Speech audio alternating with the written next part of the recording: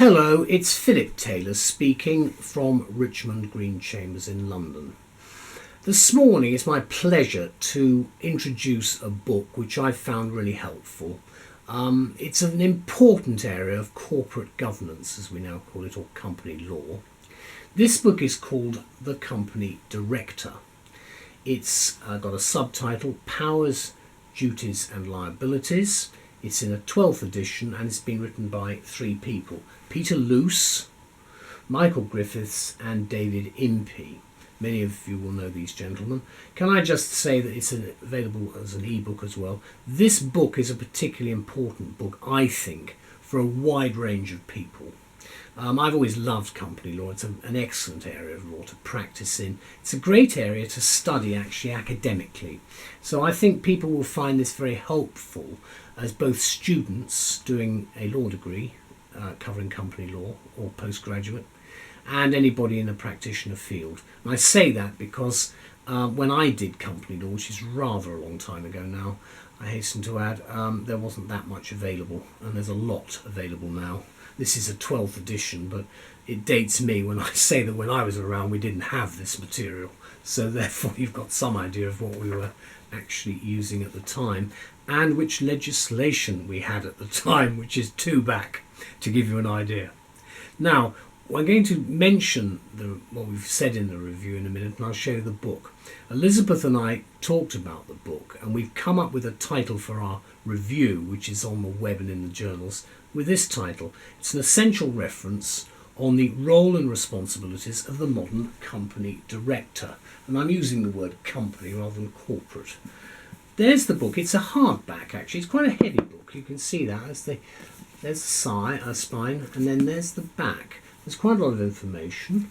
So a few little bits and pieces. It says it's available as an ebook. There's a little sign now. Keep an eye open for those signs because I think ebooks are coming in a big way.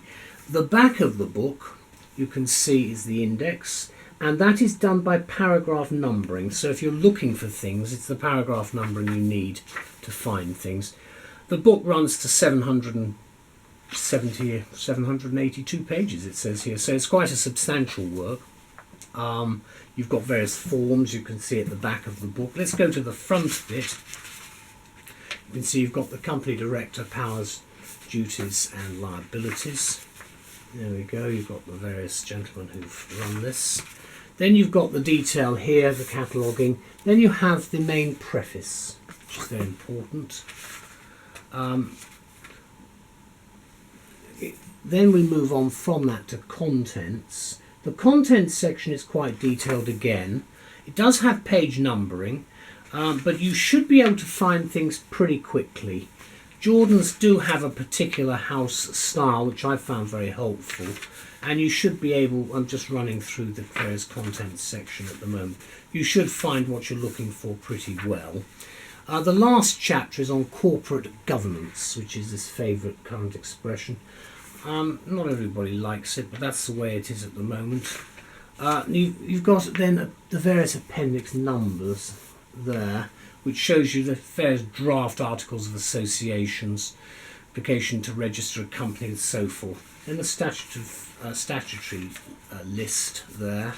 Then you've got a list of cases. And then we go into the book itself. This is a book which I think is very readable for non-lawyers as well. There's a table of abbreviations there. Because in this day and age we have a lot of litigants in person.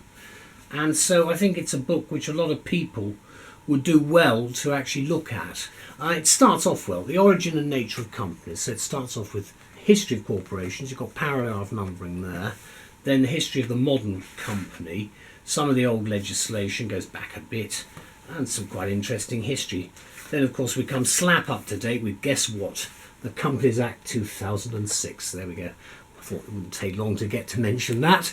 There is the footnoting at the bottom there, which you can see. And then as we go through, powers of directors there.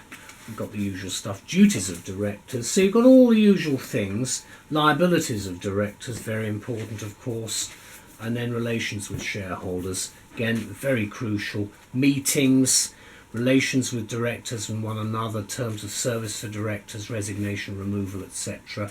Then this is the draft articles from Jordan's, which are interesting because not everybody uses the model setup. So you've got some useful suggestions here, depending on, I've certainly advised in this area, it depends on what the actual director wants. Then you've got the application to register the company there and so on. And again, I think this is information which is pretty useful for anybody who's a non-lawyer but must know quite a lot about how to run a company. And you may not be wanting to use the legal team or a company secretary who's qualified, so this book will be, I think, of great benefit to you. I certainly like it. It's a book I would strongly recommend you to read to get a much better picture of where we are today. And the guys who've written this are very expert in their own area, so they explain the thing pretty well too, which I think is also a bonus. As I indicated and alluded to earlier, some of the earlier books we've had I did find not the easiest to read. This one is easy to read and it's logical, which is the main thing. This is what we say about the book. If you're a company director or a practitioner in company law or a director, here is a book you should make a point of purchasing in our view. It's been recently launched in a new 12th edition from Jordan's, and The Company Director is a long established classic work now, which is at the same time bang up to date, and that's really what we want for 2015.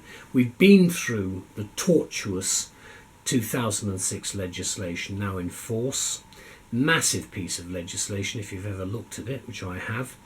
I think we will hopefully have a little rest from parliamentary activity on this side while we settle down a bit, but you never can tell. There may be other things that happen. The internet and massive changes in computer technology could lead to a lot more change even in the next 3 to 4 years, so watch this space. It's only a little over 3 years then that the last edition of this work came out, and significant changes obviously have occurred from the Companies Act 2006, and the three authors, that's Peter Luce, Michael Griffiths and David Impey, have reminded us of that, because it's important to recall where we're going on our sort of corporate governance journey, if I can put it that way. Also, of course, Parliament has just passed, this is again before the general election, the Small Business Enterprise and Employment Act 2015, which adds a new dimension to corporate governance. It's now established, of course, as a definitive work in its field, this book, The Company Director, and it does present itself in one convenient volume, giving a detailed explanation and clarification of the powers, legal responsibilities and so forth, and yes, the liabilities, of course, of executive and non-executive company directors within a continually changing legal landscape, whereas the authors point out some uncertainties remain as to what the law really means, and there again that's something that we all have to face on a regular basis as legal advisors. The book covers a number of other significant changes.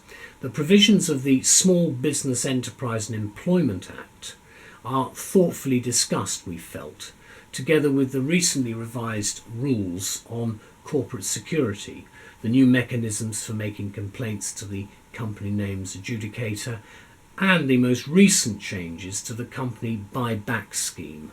And the most recent case law is also examined in some detail, which I think is helpful. Indeed, the book excels as a work of reference to virtually everything a company director needs to know. The first two chapters outline the history and the nature of companies past and present, including commentary on the corporate veil, which is always an interesting thing to hear about. At least I think so anyway. Subsequent chapters deal in detail with such matters as the appointment, powers, duties and liabilities of directors, plus shareholder relations, terms of service and meetings. Again, important to know what your daily business is. You will get advice, of course, from others. Also presented in a clear and detailed discussion are the Bribery Act 2010, Corporate Manslaughter and Homicide Act 2007, which is very topical in view of the Volkswagen debacle, which is just unfolding, as I recall, actually record this in the late summer, early autumn of 2015. And then you've got the final chapter, which contains as succinct a summary as you'll find anywhere, in our view, on the oft referred to issue of corporate governance. And I think it's quite useful to do that, because this terminology has changed, and it will continue to change as new people come along and use different words for what I consider to be the same thing. But that is the way the language goes. What you've got in the book is it contains the UK Corporate Governance Code as well, which is a very useful checklist for board effectiveness and more besides, including a comment on corporate social responsibility, CSR, which is a growing device, or growing view about the way in which corporations should behave in the future, because CSR is described as an up-and-coming buzz phrase, in the opinion of many, except possibly avid readers of the Harvard Business Review, for instance, who may remember the concept discussed as far back as the 1970s and probably before that. So some may say less up-and-coming than old hat. However, it's there, and I'm glad in many ways. The trouble is it's a bit trendy, so you've got to be a bit careful. And that is not meant really as a big criticism, but do be aware of corporate social responsibility and its limitations, and don't fall into a party political trap over it, is all I would advise you to do. Let me conclude by saying, be all this as it may, this book is described quite rightly as a highly respected tome, heavy on the practical side of the law, and therefore an essential research tool for a range of professionals, from barristers and solicitors to company secretaries and accountants, as well as, of course, company directors and corporate law students aiming for a first. The law stated as at July 2015, and I think, as I say, the book has quite a wide appeal, not just within the law, but to those parts of those people who are part of it, but not actual practitioners. That's the back of the book. In other words, students and advisors. This is interesting. Relations with shareholders, always an important area, of course.